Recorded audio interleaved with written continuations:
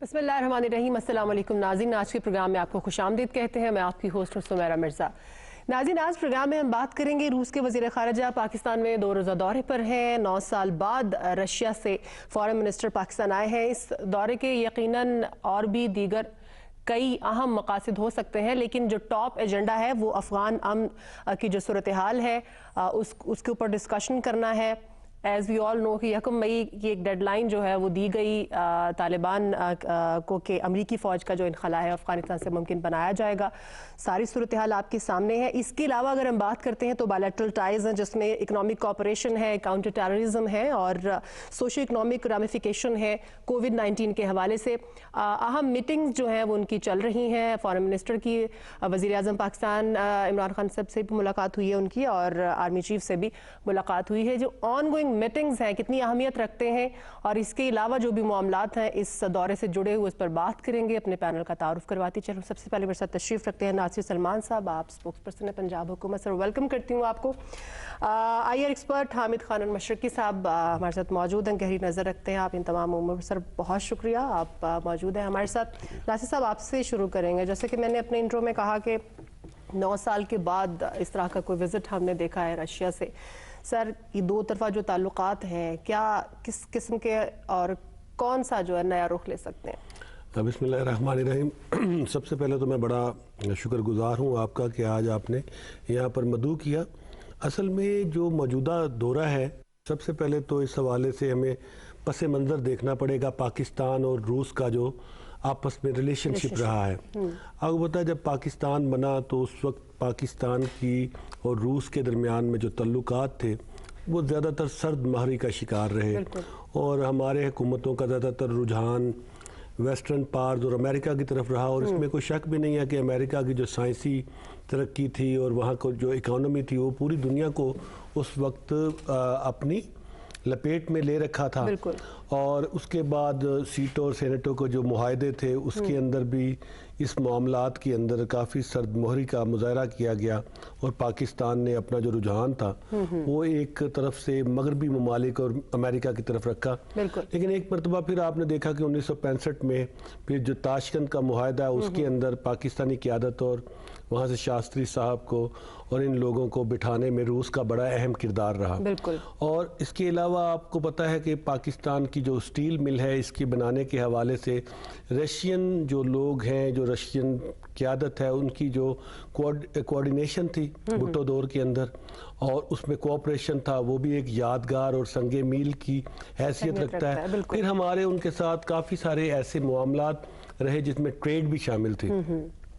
उस ट्रेड के अंदर भी हमने काफ़ी काम किया। लेकिन जब अफ़गान वार हुई तो ये जो सर्द मोहरी थी ये बहुत ज़्यादा कोल्ड वार जो थी उसमें पाकिस्तान चूँकि फ्रंट लाइन स्टेट था तो रशिया के साथ मामलात जो थे वो इंडिया के साथ तो उनका झुकाव ज़्यादा था और हमें फिर अपनी लाइन को मजबूत बनाने के हवाले से डेफिनेटली पाकिस्तान के मफादात को सामने रखना है।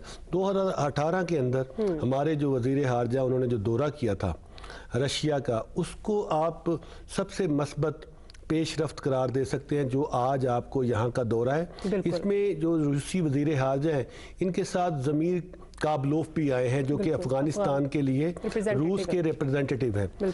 असल में जो इस वक्त खित्ते के अंदर आपने देखा होगा पाकिस्तान ने जब से पीटीआई की गवर्नमेंट है उसने एक आज़ादाना पॉलिसी को अपने मंशूर का हिस्सा बनाया कि हमारी खारजा पॉलिसी जो है वो किसी इस अंदाज में झुकाव महसूस ना हो। तो उसके हवाले से इस खित्ते के अंदर अमेरिका का जो असर है उसको कम करने के हवाले से और उसके अलावा उस पर डिपेंड करने के हवाले से हमारी जो हुकूमत है वो चाहती है कि तमाम हित्ते के ममालिक के साथ अच्छे ताल्लुकात हों जो कि स्ट्रेटेजिक नौयत के तो नहीं है अभी तक, लेकिन उनको इस अंदाज में किया जाए जाकि हमसायों के साथ जो मामलात है वो इस अंदाज में हो कि यहाँ के लोग जो कि सफ़र हो रहे हैं बुरी तरह से गुर्बत से और जो बेरोज़गारी है, महंगाई के मामलात को आप देखती हैं तो रशिया इस में कोई शक नहीं है, इस वक्त पूरी वर्ल्ड में उसका एक नुमाया मुकाम है। और चाइना के साथ आपको ताल्लुकात का पता है, और ईरान के साथ भी हमने अपने ताल्लुकात को बहुत बेहतर बनाया।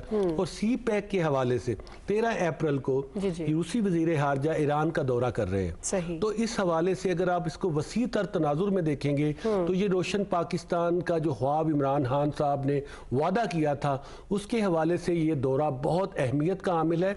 गो कि इसमें ट्रेड के हवाले से शायद इतनी बड़ी पेशरफ्त अभी इस दौरे में सामने ना आए, लेकिन हम उम्मीद करते हैं कि इसके बाद एक ऐसे हम स्टार्ट का आगाज करने जा रहे हैं, ऐसे शुरुआत करने जा रहे हैं जिसमें इस पूरे रीजन के अंदर जो तब्दीलियां फ्यूचर में रूनुमा होंगी, उसमें पाकिस्तान का किरदार रशिया के साथ मिलके बहुत ही अहमियत इख्तियार करेगा। इस्लामाबाद में हमारे साथ गेस्ट हैं, हम उनको भी साथ ले लेते हैं, गुफ्तगू में शामिल करते हैं। आगा इकरार हारून साहब हमारे साथ मौजूद हैं, आपकी गहरी नजर है सर, बहुत शुक्रिया आपके वक्त का।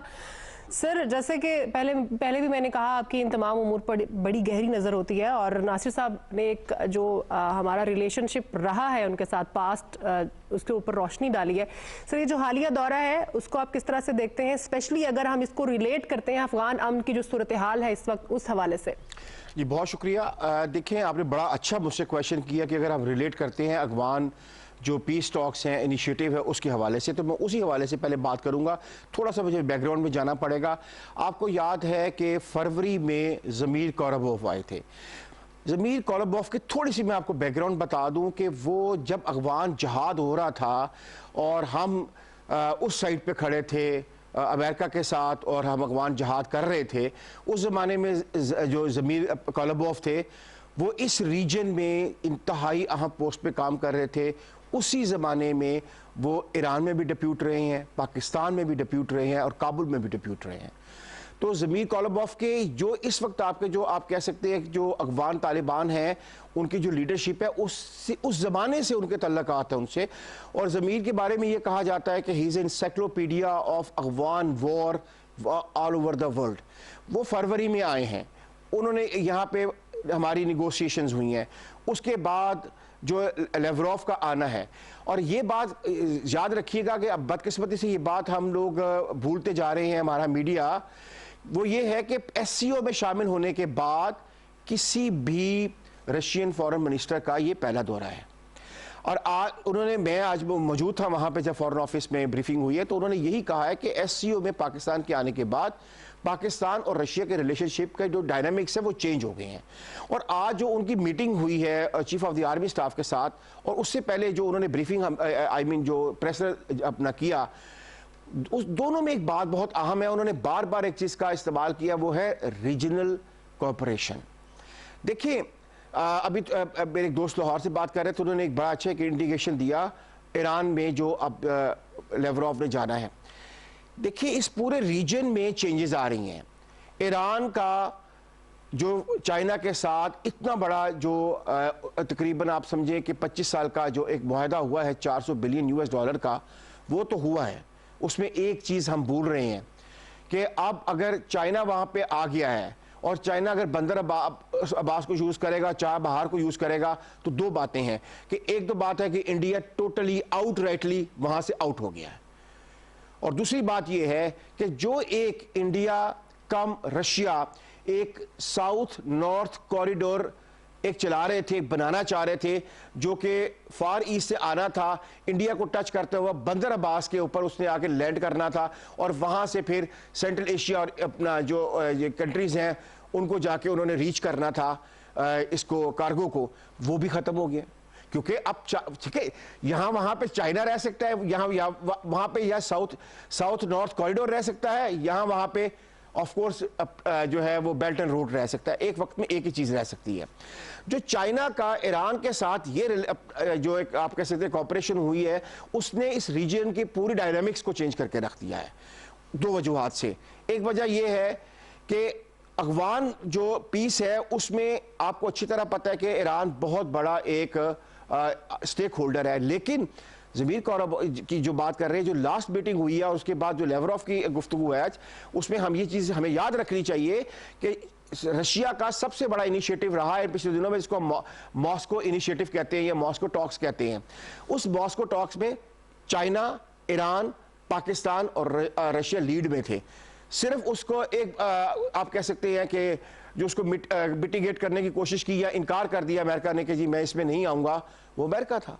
मीनिंग बाय के जो मास्को इनिशिएटिव है, हम आज उसकी बात कर रहे हैं। पाकिस्तान और रशिया बहुत देर से कह रहे हैं कि अफगानिस्तान का कोई हल नहीं है जंग के साथ, ये एक स्टैंड ऑफ है। और बड़ी प्यारी बात, लास्ट टाइम जब ज़मीर कालोबॉफ आए थे तो थोड़ा सा मौका मिला, तो उन्होंने कहा कि प्रॉब्लम यह है कि अमेरिका अफगान वॉर कहता है, हम दुनिया उसको अफगान कॉन्फ्लिक्ट समझना चाहती हैं। वॉर आर इधर वन और लॉस्ट, ये डिलेमा है अमेरिका का। अमेरिका निकल नहीं पा रहा है क्योंकि वो कहता है अगर मैं निकलूंगा तो पता चलेगा कि मेरी जंग हार गई। लेकिन अगर उसको हम एक कॉन्फ्लिक्ट के तौर पे देखें तो कॉन्फ्लिक्ट आर रिजॉल्व्ड, तो उसमें तो अमेरिका को जो एक आप समझे लेवरेज मिलता है कि America has resolved a conflict. Diction की बात है, और यही वजह है कि पहली दफा आपने देखा होगा सिर्फ 7 दिन पहले अमेरिकन जो सेक्रेटरी फॉर डिफेंस है, उन्होंने पहली दफा लफ्ज जो इस्तेमाल किया है वो अफगान कॉन्फ्लिक्ट किया है। Meaning by their by Pakistan या रशिया या ईरान या चाइना जो पिछले एक सदी से डेकेड से कह रहा था कि भाई अफगानिस्तान को कॉन्फ्लिक्ट समझा जाए, तो आज अमेरिका उसको मान रहा है। अब मैं आज की ब्रीफिंग पे आता हूं क्योंकि वो ज्यादा इंपॉर्टेंट, उसमें 2-3 बातें हैं। देखिए बात ये है, हमारी डिफेंस उनके साथ एक कोलैबोरेशन है, बड़ी पुरानी है, इंशाल्लाह वो और भी चलेगी। MI-35 भी हम अपने लिए भी हैं, लेने भी जा रहे हैं, और बहुत सारी चीजें हैं।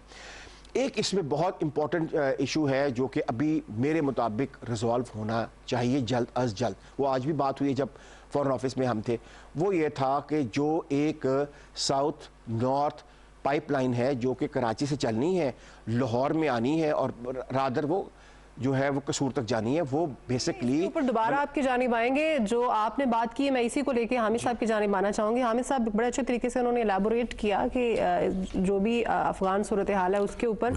सर आप इसके अंदर क्या एड ऑन करना चाहेंगे, क्योंकि रशिया को हमने देखा है कि लास्ट मंथ भी उन्होंने एक मीटिंग होस्ट की जिसमें तालिबान और अफगानिस्तान गवर्नमेंट भी थे। सर आप उनकी इन कोशिशों को किस तरह से देखते हैं और आगे क्या होने जा रहा है? Thank you very much Sumera.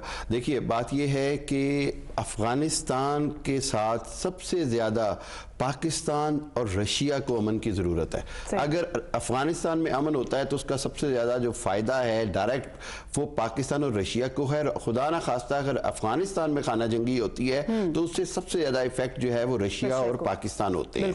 दूसरी बात यह है कि पाकिस्तान ने पिछले मौजूदा गवर्नमेंट ने, मैं इसमें अप्रिशिएट करूँगा, और पिछली गवर्नमेंट ने भी बड़ी खूबसूरती से मेहनत करके एक बात स्टैब्लिश कर ली कि जी अफगान मसले का हल अगर चाहिए तो आपको भारत यानी इंडिया को इससे निकाल कर बात करनी होगी। यानी इंडिया की जो प्रॉक्सीज वहां अफगानिस्तान में काम कर रही हैं वो दरअसल अमन अमल की दुश्मन है। और इसी बात को जो थी ट्रंप इंतजामिया ने भी माना, और अब जो बाइडेन इंतजामिया भी इस बात को समझती है कि अफगानिस्तान का जो अमन है उसके अंदर पाकिस्तान का ही की रोल है। और जब पाकिस्तान का की रोल है तो उसके अंदर सबसे अहम बात यह है कि पाकिस्तान ये समझता है कि रशिया, ईरान और अमेरिका और चाइना इनके साथ मिलकर अफगानिस्तान का हल ढूंढा जा सकता है और अफगानिस्तान में पायदार मुस्तकिल अमन की तरफ बढ़ा जा सकता है। दूसरी बात जो इस्लामाबाद भी कह रहे थे वो बिल्कुल ठीक बात है। हम जब ओबोर यानी वन बेल्ट वन रूट की बात करते हैं तो ये वो चाइना का मंसूबा है जो पूरे खित्ते की तरक्की,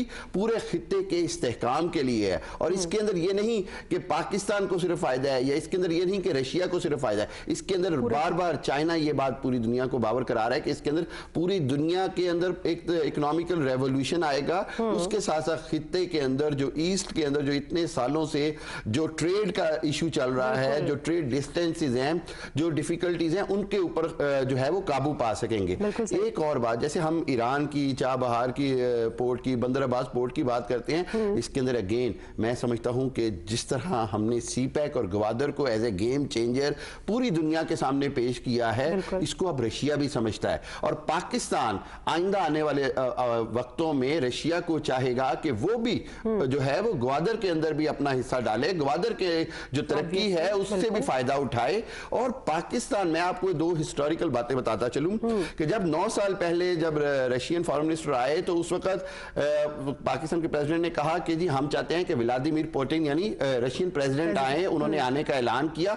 आखिरी वक्त में 2012 में उन्होंने वो विजिट कैंसिल किया। मैं आपको ये बताता चलूं कि गवर्नमेंट ऑफ पाकिस्तान और इदारों की ये कोशिश है कि जो रशियन प्राइम मिनिस्टर हैं वो इस साल के आखिर में या अगले साल रशिया के prime minister president Vladimir Putin बहुत चांसेस हैं कि पाकिस्तान का दौरा भी करें। इस हवाले से दावत दी है जी, इस हवाले से मकसद सिर्फ ये है कि वो जो कोल्ड वॉर का टाइम जिसके हम कहते हैं कि जब पाकिस्तान ने अमेरिका के ब्लॉक में जाकर इंडिया रशिया रिलेशन को बहुत मजबूत कर दिया, उसको पाकिस्तान चाहता है कि अब बार बार वो वाली सूरत हाल पैदा ना हो। इसकी एक और वजह देखिए, हमने देखा है कि इंडिया ने एक जानिब से अमेरिका के साथ इतना रिलेशन बढ़ा लिया, इतना न्यूक्लियर एग्रीमेंट कर लिया और दूसरे सैटेलाइट एग्रीमेंट कर लिए, जासूसी के एग्रीमेंट कर लिए। तो रशिया के अंदर ये एक बात पैदा हो गई कि जी इंडिया जो है वो डबल गेम कर रहा है। वो इंडिया अमेरिका के साथ भी पूरी दोस्ती कर रहा है और इसराइल के साथ भी दोस्ती कर रहा है और दूसरा रशिया को भी साथ चला रहा है। उसी हवाले से पाकिस्तान भी अब यही चाहता है कि खित्ते के तमाम मुमालिक, तमाम जो बड़ी ताकतें हैं, चाहे चाइना हो, अमेरिका हो, रशिया हो, यूरोप हो, सबके साथ अच्छे ताल्लुकात करें। देखिए आज जो मॉडर्न दुनिया है उसके अंदर एक बात की अहमियत है, उसके अंदर यह है कि आपने सब ताकतों के साथ अच्छे ताल्लुकात बना के रखने हैं। अब दुनिया कोल्ड वॉर से निकल आई है, अब दुनिया जो है वो वन वर्ल्ड ऑर्डर से भी निकल आई है, यानी एक हुक्मरान नहीं रहा, एक मुल्क नहीं है जो सुपर पावर बन के अपने आप को कहे जी कि मैं ही दुनिया की सुपर पावर। अब चाइना के एक अपना किरदार है, रशिया का एक अपना किरदार है और पाकिस्तान की खित्ते में अहमियत बढ़ती जा रही है।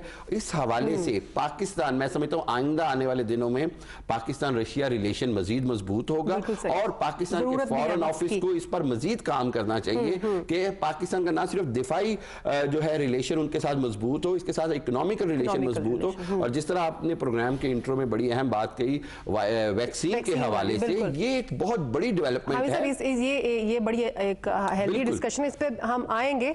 नासिर साहब, जैसे कि हामिद साहब ने भी ये कहा कि वजीर आजम ने प्रेसिडेंट को दावत दी है, रशियन प्रेसिडेंट को 2012 में वो नहीं आ सके थे, लेकिन होपफुली इस दफा वो आएंगे और ये ताल्लुकात जो है वो आगे भी बढ़ेंगे। सर, दिफाई ताल्लुकात या जो अमल को बहाल करने के जो इश्यूज हैं वो अपनी एक अहमियत रखते हैं। इसके अलावा सर जो बाकी हामिद साहब भी कह रहे हैं एक सोशो इकोनॉमिक और इसके अलावा ट्रेडिंग जो है उसके ऊपर भी काम हो रहा है। सर कौन कौन से ऐसे पॉइंट्स हैं जिनके ऊपर? देखिए, जो आपको मैंने जैसे पस मंज़र में बताया कि चूंकि पाकिस्तान के जो महसूस किस्म के हालात थे और जब पाकिस्तान और भारत के दरमियान तकसीम हुई और जिस अंदाज में वेस्टर्न पावर्स ने ज़्यादती की थी और जो महसूस किस्म के एजेंडे के तहत पाकिस्तान को उनके बेसिक जो फ़ौज की चीज़ें थी वो भी नहीं दी गई, तो यहाँ पर एक ऐसी सोच पैदा हुई कि अमेरिका के ऊपर अगर हम साथ चलते हैं, जो कि नो डाउट मैंने जैसे आपको पहले भी बताया एक बहुत बड़ी पावर है, तो उनके ऊपर इत्तफाक किया गया, उनके साथ चला गया। तो रूस ने फिर इसके बाद और इंडिया की भी कुछ कोशिशों के साथ उन्होंने आपस में बहुत ज़्यादा अपने रिलेशनशिप को मजबूत किया और हमारे उनके साथ ताल्लुकात को इतने मजबूत नहीं रहे। लेकिन जैसे मैंने आपको बताया कि उन्होंने जब हमारे यहाँ ये जो स्टील मिल है इसके अंदर मुआवनत की, तो हमारे उनके साथ ट्रेड के जो रिलेशनशिप थे वो बड़े मजबूत थे। और इसके अंदर जब रूस के अंदर टूट फूट हुई तो हमारे उनके साथ ट्रेड के कुछ मामलात इस तरह से गड़बड़ हुए कि हमारे मुकामी लोगों ने वहाँ पर उनको क्लेम किया कि हमारा जो सफरी जो बहरी सफरी जो अखराजात हैं उनको वापस किया जाए।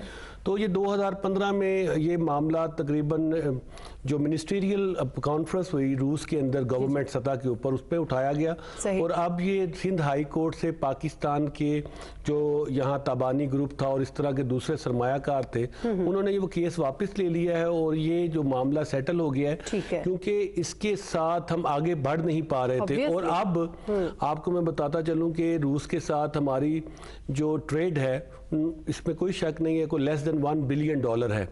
इसके बढ़ने के बहुत सारे चांसेस हैं, जिसमें दफाई का जो हमारे जो इस तरह के इक्विपमेंट्स हैं उसकी खरीदारी के हवाले से बातचीत चल रही है, जो कि इमरान खान साहब ने जून में जो मुलाकात हुई थी व्लादिमीर पुतिन के साथ, उसको पूरी दुनिया के मीडिया ने भी हाईलाइट किया। और उन्होंने, आपको पता है कि जब 2016 के अंदर कॉन्फ्रेंस हुई थी हार्ट ऑफ एशिया यहाँ पर ये अमृतसर में, तो वहां उन्होंने चाहा था कि पाकिस्तान एक ऐसी रियासत है जो कि दहशतगर्दी की पुष्टपनाही करती है, तो रशिया ने उस पर नापसंदीदगी का इजहार किया। और उसके बाद गोवा में होने वाली ब्रिक्स कॉन्फ्रेंस जो थी उसके अंदर व्लादिमीर पुतिन साहब ने इंडिया के भरपूर दबाव के बावजूद भी पाकिस्तान को इस अंदाज में उनका जिक्र करना से गुरेज किया जो इंडिया चाहता था। तो ये रशिया महसूस करता है कि पाकिस्तान उसका हमसाया मुल्क है।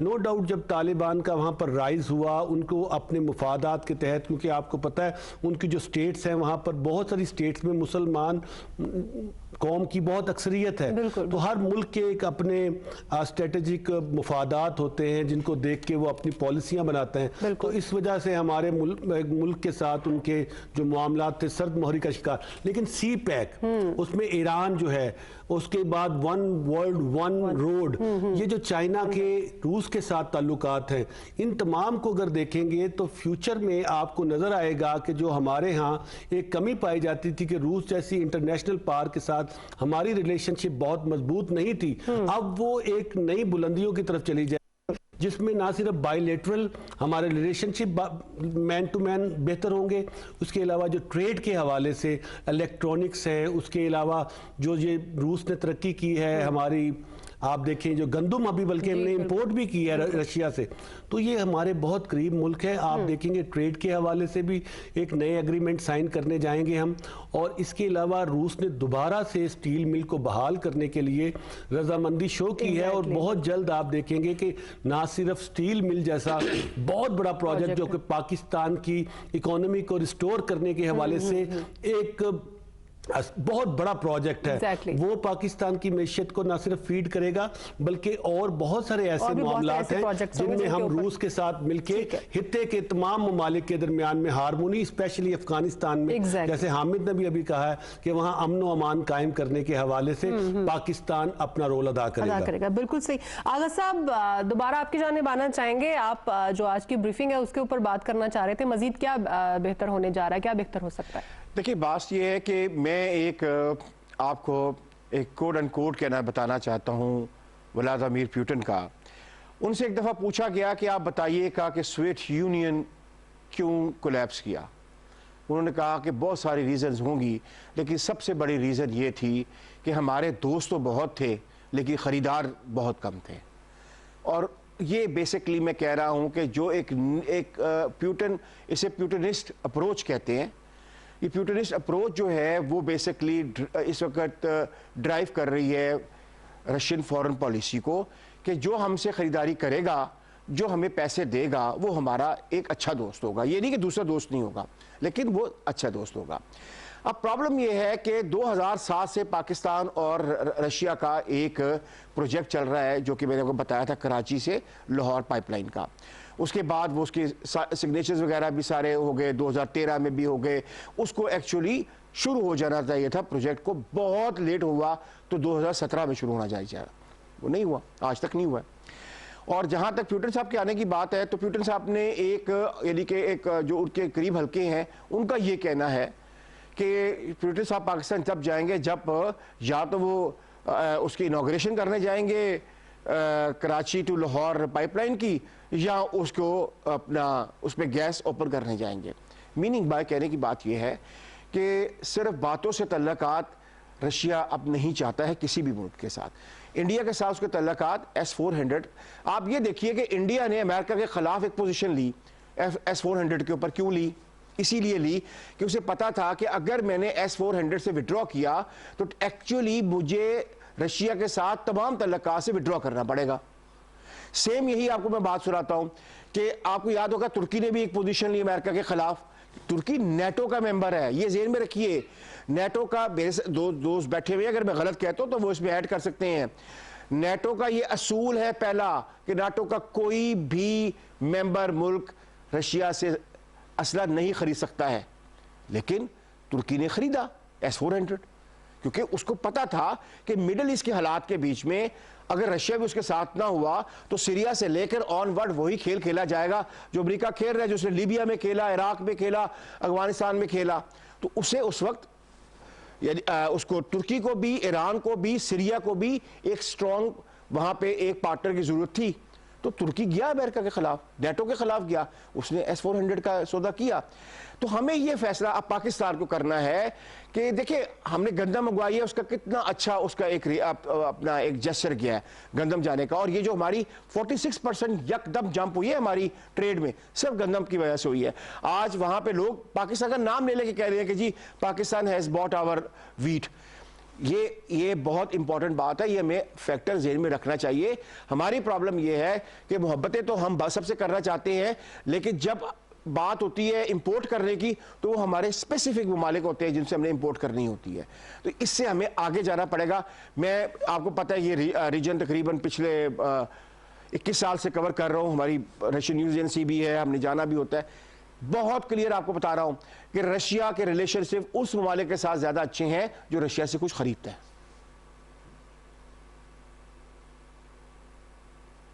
हामिद साहब, आप बात करना चाह रहे थे कोविड वैक्सीन के हवाले से, उसको कंटिन्यू कीजिएगा। जैसे मैंने अपने इंटरव्यू में भी कहा कि सोशो इकोनॉमिक जो रैमिफिकेशन है उसके बारे में भी डिस्कशन इसके ऊपर होपफुली या हो चुकी है या होगी। मेरा बात यह है कि देखिए इस वक्त दुनिया को सबसे बड़ा जो चैलेंज दरपेश है ना वो कोविड-19 और कोविड-19 की वैक्सीनेशन और उससे हैंडलिंग का है। ठीक हो गया। हमने देखा कि रशिया ने जो उसमें वैक्सीन बनाई है स्पुतनिक, वो बड़ी सक्सेसफुल पूरी दुनिया में जा रही है। इसी हवाले से पाकिस्तान ने एक बहुत बड़ा इनिशिएटिव लिया और उसमें रशिया को हम अप्रिशिएट करना चाहिए कि उसने ना सिर्फ ये किया कि 50,000 वैक्सीन पाकिस्तान को दी हैं, 1 लाख वैक्सीन मजीद दे रहे हैं। उसके साथ साथ मैं ये भी बताता चलूं कि पाकिस्तान बायलैटरली रशिया के साथ ऐसे ही कुछ एग्रीमेंट चाह रहा है कि जिसमें ये जो वैक्सीन है इसकी तैयारी पाकिस्तान में मुमकिन हो। जी, और यही कोशिश है कि पाकिस्तान में इस वैक्सीन की तैयारी हो और उसके साथ पाकिस्तान दुनिया के उन चंद ममालिक में शामिल हो जाएगा जो ना सिर्फ वैक्सीन प्रोड्यूस कर रहे हैं बल्कि वो अपना सेल्फ सफिशिएंट हो जाएगा। ना सिर्फ इसमें पाकिस्तान को इकोनॉमिकल फायदा होगा बल्कि पाकिस्तान एक बार फिर दुनिया में इस माइटर को हैंडल करने में एक बार फिर नुमाया हैसियत इख्तियार कर जाएगा। और ये बहुत बड़ा इनिशिएटिव है। पाकिस्तान को चाहिए कि इस मंसूबे पर जल्द से जल्द अमल करे और इसके अंदर कोई भी रुकावट हायल ना होने दे। दूसरी बात ये कि ये बड़ा इंपॉर्टेंट इशू है। जब हम वैक्सीनेशन की बात करते हैं, हम बात कर रहे हैं जी कि उधर से जो है फाइजर की वैक्सीनेशन है, साइनोफार्म जो है चाइना की, वो पाकिस्तान में आ रही है और बड़े अच्छे उसके रिजल्ट हैं। लेकिन अगर पाकिस्तान के पास चाइना के साथ रशिया का अगर बैकअप आ जाता है तो पाकिस्तान की वो जो फोरकास्ट किया जा रहा है कि 3 साल तक लग सकते हैं या 4 साल लग सकते हैं पाकिस्तान के पूरी आवाम को वैक्सीनेशन करने में, वो टाइम पीरियड कम होकर 1.5 साल पर आ सकता है। तो ये इस हवाले से एक बहुत अहम जो है वो पेशरफ्त है। और दूसरी बात ये कि जिस तरह आगा साहब इस्लामाबाद में कह रहे हैं, बिल्कुल ऐसे ही है कि जब ट्रेड होगी तो दोनों मुल्कों के लिए it's an aid as well, दोनों मुल्कों को सपोर्ट करता है। रशिया के अंदर जो है वीट जो है वो बहुत एक्सेसिव होती है as compared to their population, और पाकिस्तान ने ये बड़ी ठीक मार्केट सर्च की जब हम क्राइसिस में हो। देखें ये बदकिस्मती है कि एक ज़राई मुल्क होते हुए हमें वीट इंपोर्ट करनी पड़े, लेकिन अगर करनी पड़े तो we should be well prepared ताकि यहां पर कोई क्राइसिस पैदा ना हो। इस हवाले से हुकूमत का इक़दाम बहुत ठीक है, लेकिन उसके साथ साथ और बहुत सारे जो है ना वेन्यूज हैं जिसपे पाकिस्तान रशिया के साथ तिजारत कर सकता है। IT टेक्नोलॉजी के हवाले से पाकिस्तान बहुत ज्यादा कर सकता है। फिर एक और बात, 2014-2012 में एक स्पेस प्रोग्राम के हवाले से रशिया ने पाकिस्तान को ऑफर की कि हम आपके स्पार्को के साथ मिलकर हम आपको कोऑर्डिनेट करते हैं सैटेलाइट की टेक्नोलॉजी के हवाले से, स्पेस मिशंस के हवाले से। पाकिस्तान के पास ये आइडियल चांस है कि उस वेन्यू की तरफ भी जाए। क्यों? आइंदा आने वाला दौर जो है वो सैटेलाइट का दौर है, Obviously. आइंदा आने वाला दौर जो है वो दूसरे सियारों तक जाने का दौर है। तो पाकिस्तान इसमें भी पीछे ना रहे। और रशिया जो है वो आपको भी पता है कि दुनिया में सबसे पहला जो शख्स खला में गया जो था यूरी गागानोव, वो ही वाज फ्रॉम रशिया। ठीक हो गया। और इसी तरह रशिया का एक पूरी जब नासा ने स्पेस जो शुरू की टेक्नोलॉजी, तो रशिया और अमेरिका ही थे ना दुनिया में जिनका आपस में टक्कर रही। तो पाकिस्तान इस हवाले से भी बहुत तरक्की कर सकता है। और आखिरी बात जो मैं समझता हूँ वेरी इंपॉर्टेंट है मौजूदा हालात में, वो ये कि जिस तरह इन्होंने हवाला दिया S4 का, इस तरह मैं ये कहना चाहूंगा कि खुद इंडिया ने ब्रिक्स का हिस्सा बन के, यानी Brazil, Russia, India, China and south Africa, America के खिलाफ एक इत्तेहाद बनाता है ब्रिक्स का हिस्सा बन के, और दूसरी जानिब वो क्वाड का हिस्सा बन के तो रशिया और चाइना के खिलाफ इत्तेहाद बनाता है, जिस क्वाड के अंदर ऑस्ट्रेलिया, जापान, अमेरिका और इंडिया शामिल है। यानी दुनिया को ये समझना चाहिए कि इंडिया कितनी दोगली पॉलिसी रखता है।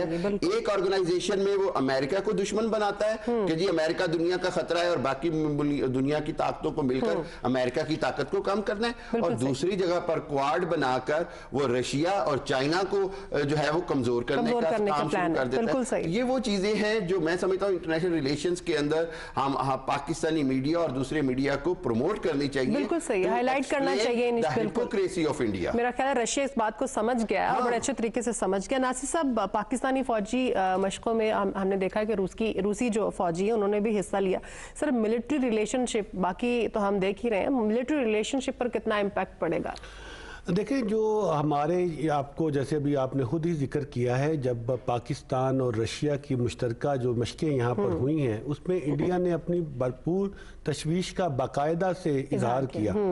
तो रशिया ने उसको नज़रअंदाज किया, बल्कि उन्होंने ये भी कहा कि आप इनको मनसूख करें। तो देखें कि पाकिस्तान दुनिया का छठा बड़ा मुल्क है आबादी के एतबार से। कोई भी मुल्क जब सोचता है तो वो इस मामले में सोचता है कि हमने अपने हमसाये के साथ किस अंदाज में ताल्लुकात रखना है। हमारी पाकिस्तान तहरीक इंसाफ की जो आज़ादाना पॉलिसी है कि कोई डू मोर नहीं होगा, बल्कि हम आज़ादाना तौर पे देखेंगे कि पाकिस्तान के मुफादात किसी खास शोबे में किस मुल्क के साथ वाबस्ता है। आपको मालूम है कि अफगानिस्तान वॉर के अंदर पाकिस्तान ने 40 लाख के करीब जो लोग हैं अफगानिस्तान से आए उनको जो हॉस्पिटलाइजेशन दी है और जो यहाँ पर नेचुरलाइजेशन हुई है और जिस उनकी वजह से जो हमारे माशरे में अनरेस्ट आया है, इसकी पूरी दुनिया में कोई एक सिंगल नज़ीर भी नहीं मिलती। बिल्कुल सही। अच्छा, इस हवाले से हमारे ईरान के साथ भी बाज़ मामलात में तलखी देखी गई। आपने देखा कि पाकिस्तान ने अपनी स्टेट की जो पॉलिसी है उसको इस अंदाज में रखा कि मामलात को किसी बड़े इवेंचुअली प्रॉब्लम में ना। तो इसी तरह से पाकिस्तान की जो फौज है उसके हवाले से पाकिस्तान तहरीक इंसाफ की हुकूमत ने जहां से भी हमें मुमकिन हुआ कि अपनी दफाई जिम्मेदारियों को हमने किस अंदाज में सामने रखना है। तो आज आप देखिए कि रशिया के साथ जो हमारे ताल्लुकात हैं, यहाँ पाकिस्तान एक कदम आगे है और इंडिया 100 कदम पीछे नजर आता है। आप देखिए जो सी पैक का हमने मंसूबा किया, इसमें इंडिया ने अमेरिका के साथ मिलकर कहां कहां पाकिस्तान को अकेला करने की कोशिश नहीं की। लेकिन ये बबंगे दहल में बात करता हूं कि आज पाकिस्तान कहां खड़ा है, वहां के वजीर खारजा पहले यहां पर, आज 7 तारीख है और 13 तारीख को ईरान जा रहे हैं। और जो प्रोग्राम है सी पैक, इसमें जो ईरान के साथ चाइना का मुआहदा हुआ है, ये पाकिस्तान के अंदर एक ऐसी नई इनकलाब लेके आएगा जो हमारे यहाँ बेरोजगारी के हवाले से, आपको पता है कोविड में पाकिस्तान भी बहुत सफर हुआ दूसरी दुनिया की तरफ। आप देखेंगे कि बहुत जल्द आपको इस विजिट के भी और इसके नतीजे के अंदर जो हमारे बायलैटरल रिलेशनशिप मजबूत होने जा रही है, ये इंशाल्लाह ताला ना सिर्फ स्ट्रेटेजिक जो ताल्लुकात हमारे होंगे बाई सिविल जो ताल्लुकात होते हैं और जो हमारे फौजी ताल्लुकात हैं उसमें भी आपको ज़्यादा एतमाद नज़र आएगा। और हमारा रशिया के साथ जो ताल्लुकात हैं उसमें आपको महसूस होगा कि पाकिस्तान अपनी जो नई पोजीशन लेके आ रहा है हित्ते में, टर्की, ईरान मजबूत और चाइना और रूस के साथ मिलके आपको देखना पड़ेगा कि पाकिस्तान के लोगों के लिए जो इमरान खान साहब ने वादा किया था कि इनको उसकी क़यादत वापस की जाएगी, जो आईने पाकिस्तान ने वादा किया था, आपको नजर आएगा कि हमारी हारजा पॉलिसी ने जो नई लाइन ली है उससे हमारी फौजी और सिविलियन ताल्लुकात मजीद बेहतर होंगे। आगा साहब, जैसे इससे पहले भी नासिर साहब ने ये बात की और वाकई ये काबिल तारीफ है, जो खारिजा पॉलिसी है मौजूदा हुकूमत की वो बड़ी ज़बरदस्त है। वो सिर्फ हम पाकिस्तान का जो फ़ायदा है हम उसको सामने रखते हुए उसको लेकर चल रहे हैं, और इसकी मिसाल मेरा ख्याल है कि पिछली गवर्नमेंट्स में नहीं मिलती है। हमने बहुत नुकसान भी उठाया, लेकिन अब हमने देखा है कि अपने फ़ायदे को सामने रखकर खारजा पॉलिसी को चलाया जा रहा है। सर, कश्मीर इशू की अगर हम बात करें, जाहिर है अब रशिया के साथ हमारे अच्छे रिलेशनशिप जो है वो अल्हम्दुलिल्लाह बन गए हैं और भी होंगे। तो अभी हमने देखा कि उनके फॉरेन मिनिस्टर जो है वो इंडिया से आए यहाँ पर। तो सर, कश्मीर इशू जो है वो पाकिस्तान रशिया के जरिए इंडिया तक पहुँचा सकता है और उसके कोई फ़ायदे, कोई समरात हमें नज़र आएंगे? देखिए जी, आज फॉरेन ऑफिस में एक सवाल के जवाब में उन्होंने ये कहा है कि पाकिस्तान और इंडिया ने जो एक नॉर्मलाइजेशन की है उसको रशिया अप्रिशिएट करता है। जहाँ तक बात है जी कश्मीर इशू की और रशियन इन्वॉल्वमेंट की, देखिए रशिया जो हमारा कश्मीर इशू है, it has to be decided under the UN charter, under the UN resolutions. हम बड़े मासूम से हो जाते हैं कि कभी हम अमेरिका को कहते हैं कि आओ हमारी मदद करो, कभी हम कहते हैं कोई और आ जाए। क्यों? इसमें तो यूनाइटेड नेशन रिस्पॉन्सिबल है रेजोल्यूशन के मुताबिक कि उसने अपनी 4 रेजोल्यूशंस के मुताबिक ही फैसला करवाना है, प्लेबिसाइड करवाना है कश्मीर का। इसके अलावा कश्मीर का कोई और फैसला हम मानने को तैयार नहीं है, और ना ही कश्मीरी होंगे और ना ही होना चाहिए। रशिया आपको कोई उसमें सपोर्ट नहीं करेगा। उसकी वजह एक मैं आपको बड़ा कैटेगोरिकली बता देता हूं कि रशिया का कश्मीर के ऊपर बहुत कैटेगोरिकल स्टांस है, और वो स्टांस जो है वो हमारे स्टांस से कॉन्ट्राडिक्ट करता है, ऑफिशियल स्टांस है उनका। तो इसमें आपको उधर से तो कुछ मदद नहीं मिलेगी। अभी बात आपने फॉरेन पॉलिसी कही कि हाँ, हमें ये अप्रिशिएट करना चाहिए कि हमारी प्रोएक्टिव फॉरेन पॉलिसी है, लेकिन मैं एक बात ज़रूर कहना चाहूँगा। वो हमें यदि कि मेरे दोस्त हैं, अगर वो उसमें अगर अपने भी आइडियाज़ पिच करें तो बहुत अच्छी बात है कि इंटरैक्टिव हमारी डिस्कशन हो सकेगी। वो ये है कि हमारी जो फॉरेन पॉलिसी है वो अभी तक मिडिल ईस्ट सेंट्रिक है। जहाँ तक बात है रशिया की, हमारे बेसिकली अगर आप सीरियन वॉर या पूरे मिडिल ईस्ट की बात करें तो जिन ताकतों के खिलाफ रशिया सीरिया के साथ खड़ा है और मिडिल ईस्ट के बाकी ममालिक के साथ खड़ा है, वो ताकतें अगर आप हमारी मिडिल ईस्ट पॉलिसी को देखें तो वो टोटली कॉन्ट्राडिक्ट करती हैं, क्योंकि वही ताकतें हमारी वहाँ पे दोस्त समझी जाती हैं जो रशिया के वहाँ पे दुश्मन है। और यही प्रॉब्लम ईरान की भी है, और यही प्रॉब्लम अब बाकी बहुत सारे ममालिक की भी है कि जो हमारी मिडिल ईस्ट फॉरेन पॉलिसी है वो कॉन्ट्राडिक्ट करती है, बड़ा क्लियर कॉन्ट्राडिक्ट करती है रशिया के साथ भी और ईरान के साथ भी। सिंस की जैसे मैंने बात शुरू की थी कि अगर चाइना अब चाबहार को और बंदर अब्बास को ग्वादर क्या एक सैटेलाइट्स के तौर पे इस्तेमाल करेगा इंशाल्लाह, क्योंकि ग्वादर दुनिया की सबसे ज़्यादा डीप ब्लू सी है, इससे ज़्यादा डीप पोर्ट दुनिया में और कोई नहीं है डीप वाटर में। तो ग्वादर मेन होगी, ग्वादर हब होगा और ये सैटेलाइट्स होंगे। अगर ये अगर उसमें है तो फिर वही कह रहा हूं कि ये आप स्टेट ऑफ हुर्मज़ है। स्टेट ऑफ हुर्मज़ में जो कि अमेरिकन जो दोस्त हैं, अलाइज हैं, जो उनके इंटरेस्ट हैं वो कॉन्ट्रडिक्ट करेंगे फिर ईरान के और चाइना के इंटरेस्ट के साथ। और वही जो अलाइज हैं, जो अमेरिकन अलाइज हैं, उनके साथ जो हमारी फॉरेन पॉलिसी है उनके साथ उनको और किस्म की है। तो जब तक पाकिस्तान की middle eastern foreign policy clear नहीं होती है, मेरा ख्याल ये है कि पाकिस्तान का स्टैंड ऑफ कुछ ममालिक के साथ सिर्फ और सिर्फ हमारी मिडिल ईस्टर्न पॉलिसी की वजह से काफ़ी अरसे तक रहेगा। बाकी दोस्त मेरे बैठे हुए हैं, वो इसमें अगर कुछ ऐड करना चाहे तो अच्छी बात है।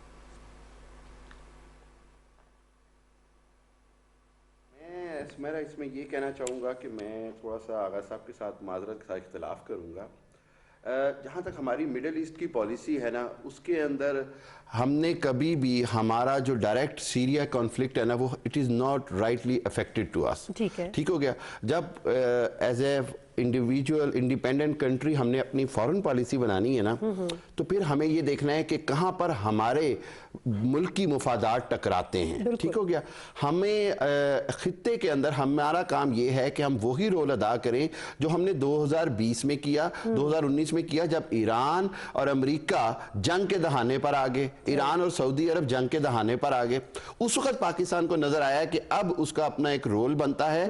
पाकिस्तान ने मीडिएटर का रोल अदा करके उस खतरनाक खित्ते की जंग को ना सिर्फ रोका बल्कि नॉर्मलाइजेशन की तरफ लेके आए। तो मैं समझता हूं कि जिस तरह आगा साहब कह रहे हैं कि मिडिल ईस्ट पॉलिसी हमारी जो है उसके ऊपर हमारा पाकिस्तान रशिया रिलेशन डिपेंड करेगा, मैं नहीं समझता कि इसके ऊपर रिलेशन पाकिस्तान का डिपेंड करेगा या करना चाहिए। अलबत्ता इससे कोई इनकार नहीं है कि पाकिस्तान की मिडिल ईस्ट पॉलिसी जो है उसके अंदर मजीद बैलेंस लाया जा सकता है। और पाकिस्तान बार बार, मेरा ख्याल है इसके ऊपर बड़ा क्लियर है कि पाकिस्तान ये चाहता है कि मिडिल ईस्ट के तमाम ममालिक जो हैं वो आपस के कॉन्फ्लिक्ट जो हैं, वो कोई भी कॉन्फ्लिक्ट हो, चाहे वो यमन का कॉन्फ्लिक्ट हो, चाहे वो सीरिया का कॉन्फ्लिक्ट हो, चाहे वो ईरान के इश्यूज हो, ईरान सऊदी अरब का, पाकिस्तान ये कहता है कि इनको पुरअमन तरीके से आप हल करें। और जहां जहां Pakistan as a mediator facilitate कर सकता है, पाकिस्तान ना सिर्फ करता रहा है बल्कि पाकिस्तान आइंदा भी करेगा।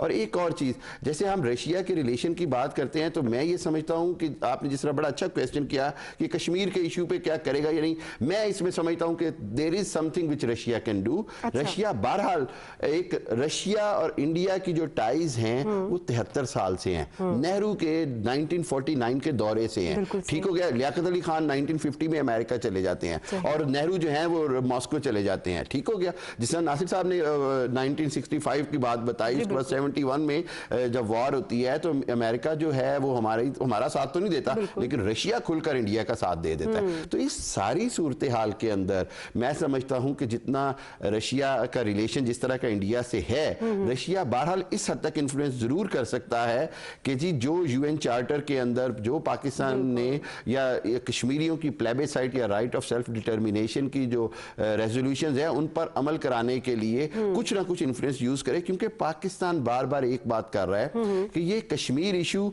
बायलैटरल इशू नहीं रहा, इट्स अ फ्लैश पॉइंट। ये दो एटमी मुल्कों के दरमियान एक वजह तनाजा है और अल्लाह ना करे अगर हालात बिगड़ गए कभी भी, जो बार बार इंडिया की तरफ से जंग की धमकियां आती हैं और पाकिस्तान उस पर रिटेलिएट करेगा तो ये पूरी दुनिया को भुगतना पड़ेगा। और जब हम कहते हैं ना जी कि यूनाइटेड नेशन इस मसले का हल करे, तो हमें ये देखना पड़ेगा कि यूनाइटेड नेशन आज किसके कंट्रोल में है। आज मगरिब के कंट्रोल में है, अमेरिका के कंट्रोल में है और वेस्टर्न वर्ल्ड के कंट्रोल में है। सो इस हवाले से पाकिस्तान को एज ए फॉरेन पॉलिसी जितनी भी लॉबिंग करनी है, जितनी भी कन्विंसिंग करनी है, वो अमेरिका के साथ करनी है, वेस्टर्न वर्ल्ड में करनी है, रशिया को साथ करनी है, चाइना के साथ करनी है। हमने ये देखा कि जी सलामती सिक्योरिटी काउंसिल हो या नेशनल यूनाइटेड यूएनजीए का इजलास हो, वहां पर पाकिस्तान, टर्की और मलेशिया के अलावा कश्मीर पे किसी ने बात नहीं की। और पाकिस्तान के लिए ये जरूरी है कि वो यही लॉबिंग करे कि जी कश्मीर का इशू जो है वो दुनिया के लिए फ्लैश पॉइंट है। कश्मीरियों के जो 80 लाख कश्मीरी हैं, ये उनकी जिंदगियों का मसला है। और आज जिस तरह हम सब जानते हैं कि रशिया के इर्द गिर्द इतनी मुस्लिम रियासतें हैं, रशिया के अंदर मुसलमान हैं, और पाकिस्तान इस चीज को अब कैश कर सकता है कि जी आप मुसलमानों का साथ दें, हक का साथ दें। और इंडिया जो रिसेंट उसने चेंजेस किए हैं 370 और 35A के हवाले से, एटलीस्ट उसको तो वापस करें ताकि कश्मीर में जिंदगी नॉर्मल तो हो, फिर अगले स्टेप की तरफ जाए। रशिया बहरहाल मेरे ख्याल में कुछ ना कुछ किरदार अदा कर सकता है और पाकिस्तान को यूनाइटेड नेशन को इन्वॉल्व करने के लिए यूरोप और अमेरिका को भी एंगेज करना पड़ेगा। सर ऐड करना चाहेंगे इसमें कुछ? हाँ, देखें जी, इस हवाले से जो हामिद ने तफसीली तौर पे इस मामले में बताया है कि इसमें तो कोई शक नहीं है कि पूरी दुनिया की सियासत पे जो भी गहरी नज़र रखते हैं उसमें रशिया के किरदार को, बहरहाल जो उसके पास वीटो पावर है उसको उन्होंने, रशिया ने इंडिया के हक में इस्तेमाल किया है। अगर वो उनके हक में इस्तेमाल नहीं करता और हमारा जो एक स्टेट का और पाकिस्तान की आवाम का स्टांस है कश्मीर पे, तो ये पाकिस्तान की एक बहुत बड़ी कामयाबी होगी, इसमें कोई शक नहीं है। अभी इन्होंने भी बड़ी तफसील से बताया कि 73 साल की एक रिलेशनशिप जो कि पूरी इंडिया की और रशिया की, जिसकी एक पूरी हिस्ट्री है, और उसके मुकाबले में पाकिस्तान के जो हालात मैंने पहले भी बताया है, उसमें अभी तो कोई ऐसे इम्कानात नज़र नहीं आते कि हम कहें कि रातों रात बर्फ़ इस कदर पिघली है कि सैलाब आ गया। लेकिन आप देखें कि इमरान खान साहब ने जो नया एक जहद पाकिस्तान का इंट्रोड्यूस किया है, तो उसके लिए जो हित्ते में पाकिस्तान तन्हा खड़ा था, आज मिडल ईस्ट के तमाम ममालिक के साथ पाकिस्तान के दोस्ताना ताल्लुकात बहमी इज्जत के मेयार को सामने रखते हुए हैं। और इसके अलावा अफ़गानिस्तान ने, और हमारे जो स्पीकर साहब हैं वो अफ़गानिस्तान में एक बड़ा वक्त लेके अफ़गानिस्तान के स्पीकर की दावत पे अफ़गानिस्तान जा रहे हैं। इसी तरह से हमारे ईरान के साथ ताल्लुकात, हमारे रशिया के ताल्लुकात जो हैं वो इस चीज़ का गुमाज है कि पाकिस्तान की हारजा पॉलिसी, पाकिस्तान तहरीक इंसाफ की जो विज़न है उसके मुताबिक ना सिर्फ कश्मीर के हवाले से, जो हमने इंटरनेशनली एक मरतबा दोबारा इसको बताया कि ये जो फ्लैश पॉइंट है ये पूरी दुनिया के लिए एक डेंजर पॉइंट है, तो इसको सॉल्व किए बगैर, कश्मीरियों को उनके हकूक वापस किए बगैर ना तो पाकिस्तान पीछे हटेगा, ना ही पाकिस्तान की आवाम में ये जो जज्बा मोहम्मद अली जिन्ना साहब ने कहा था कि कश्मीर पाकिस्तान की शारग है, इससे हम पीछे हटेंगे। तो ये हमारी नेशनल पॉलिसी है। इस हवाले से हमारे वजीर हारजा ने आज वजीर हारजा जो कि रशिया के हैं उनको आगाह भी किया है कि किस तरह से नई मोदी सरकार ने कश्मीरियों के ऊपर 2 सालों से जो जुल्म सितम के नए रिकॉर्ड कायम किए हैं, इसमें उनको बहरहाल अपना किरदार अदा करना चाहिए। मैं ये समझता हूँ कि इस हवाले से पाकिस्तान की गवर्नमेंट पूरी दुनिया के अंदर जो एक रायमा हमवार कर सकती थी, यही चीज़ हम रशिया के साथ भी रखेंगे। लेकिन आगा साहब की एक बात को हमें सामने रखना होगा, जो मैंने भी सुनी है, आपने भी उनसे बात सुनी है, जब तक कोई कौम अपने अहलाकी मेयार और स्टैंडर्ड को अपने मुल्क के अंदर इंसाफ के साथ नहीं जोड़ती तो वो दुनिया के अंदर बाइज्जत कौम नहीं बन सकती। पहली मरतबा इमरान खान साहब की जो पॉलिसियाँ हैं वो पाकिस्तान के अंदर नेशनल प्राइड को ऊपर ले जाने के हवाले से काम कर रही हैं। तो देखिए, जब हम अपनी गरीब आवाम को ऊपर उठाएंगे तो पूरी दुनिया की कोई कुव्वत भी पाकिस्तान को उसका जायज़ हक देने के लिए ना कोई हेजिटेशन कर सकता है, ना ही कोई पॉलिसी कामयाब हो सकती है। बिल्कुल सही। Agha Sahab, coming back to Afghan peace situation, जाते जाते मैं चाहती हूँ कि इसके ऊपर बात हो जाए। जैसे मैंने अपने इंट्रो में भी कहा था, जाहिर है यकम में एक डेडलाइन थी, लेकिन जो बाइडन ने कहा है कि हम भी चाहते हैं कि फौजें वहाँ से इनखला हो जाए, लेकिन 3 to 6 मंथ का वो कह रहे हैं कि हमें टाइम दिया जाए। लेकिन आपको पता है फिर आगे से जो रिस्पांस भी आया है तालिबान की तरफ से, सर ये मामला किस तरह से कब हल होगा? रशिया ने इसमें जाहिर है यहाँ पर जो दौरा किया है उस पर भी उस पर बात हुई होगी, थोड़ा सा इस पर आगाह कीजिएगा हमें। देखिए जी, एक तो बात यह है कि तुर्की ने एक कॉन्फ्रेंस बुलाई हुई है, लेकिन उसकी डेट जो है वो तय नहीं हुई है। मेरे ख्याल में अब वो अप्रैल में फ़ौर तौर पे हो जानी चाहिए, लेकिन डेट अभी तय नहीं हुई है, जिसमें अमेरिका भी जा रहा है, तालिबान भी जा रहे हैं, बास्को भी जा रहा है, हम भी जा रहे हैं, ईरान भी जा रहा है। लेकिन इसमें मैं एक बात बताऊँ, अकॉर्डिंग टू माई इन्फॉर्मेशन, क्योंकि मैंने ये रीजन ऑनवर्ड 95 से मैंने कवर किया हुआ as a war reporter, America किसी भी सूरत में अफगानिस्तान से मुकम्मल तौर पे नहीं निकलना चाह रहा है। वो अपनी एक लिमिटेड, एक आप कह सकते हैं एक सिंबॉलिक प्रेजेंस, जो कि कम से कम एक एयर बेस के तौर पे हो, वो अपने पास रखना चाह रहा है। और इससे अब अमेरिका जो है वो निगोशिएट नहीं करेगा। अब ये तालिबान पे डिपेंड करता है कि क्या वो अमेरिकन सिंबॉलिक और एक लिमिटेड प्रेजेंस जो है उसको एक्सेप्ट करते हैं कि नहीं करते हैं। और मेरा ख्याल है कि शायद तालिबान कर भी लें, क्योंकि अब स्टैंड ऑफ जो है इसको ख़त्म तो होना ही है। अमेरिका यहाँ नहीं रहेगा, लेकिन अमेरिका यहाँ से जाएगा भी नहीं, क्योंकि यहाँ से खित्ते से बैठ के अमेरिका पूरे खित्ते को ऑपरेट करता है अफगानिस्तान से बैठ के, और वहाँ उसकी प्रेजेंस पर्टिकुलरली मैं फिर कहूँगा, क्योंकि जेब में रखिएगा कि ताजिकिस्तान के किर्गिस्तान में जो उसके पास एयर बेस थी वो उसका टेन्योर ख़त्म हो चुका हुआ है। अब इस पूरे खित्ते में सिर्फ मिडिल ईस्ट में उसकी एयर बेसिस है, अंदर कोई नहीं है। अफगानिस्तान की एयर बेस नहीं वो छोड़ेगा। कुछ ऐड करना चाहिए? मैं समझता हूँ आगा साहब बिल्कुल ठीक कह रही है कि अमेरिका जो है वो अपनी कहीं ना कहीं सिंबॉलिक एग्जिस्टेंस रखना चाह रहा है, और मेरा ख्याल ये है कि पाकिस्तान भी इसके ऊपर काफ़ी हद तक रजामंद है कि अगर खित्ते में अमन के लिए अगर अमेरिका की एक सिंबॉलिक एग्जिस्टेंस वहाँ रह भी जाती है, लेकिन बाकी जो मामलात हैं वो अफगान हुकूमत और तालिबान के दरमियान अगर तय पा जाते हैं, तो मेरा ख्याल ये है कि फिर भी पायदार अमन की जो कोशिश है वो कामयाब हो सकती है।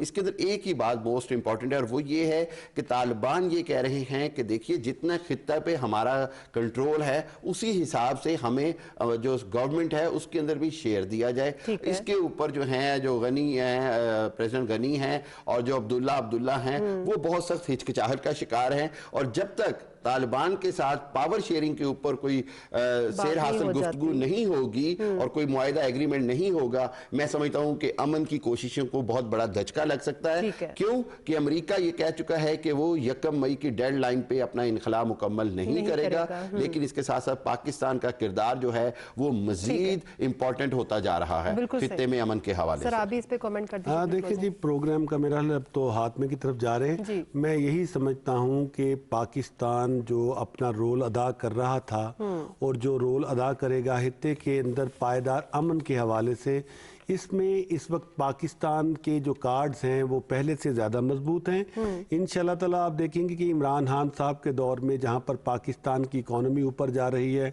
पूरी दुनिया के अंदर पाकिस्तानियों को रिस्पेक्ट से देखा जा रहा है। पाकिस्तान ने कोविड के हवाले से जो स्ट्रेटजी अपनाई उसको कई मुल्कों ने न सिर्फ फॉलो किया साल कफालत प्रोग्राम को, इसी तरह से अफगानिस्तान के हवाले से पाकिस्तान की जो पॉलिसी है वो है अदम मुदाखलत की।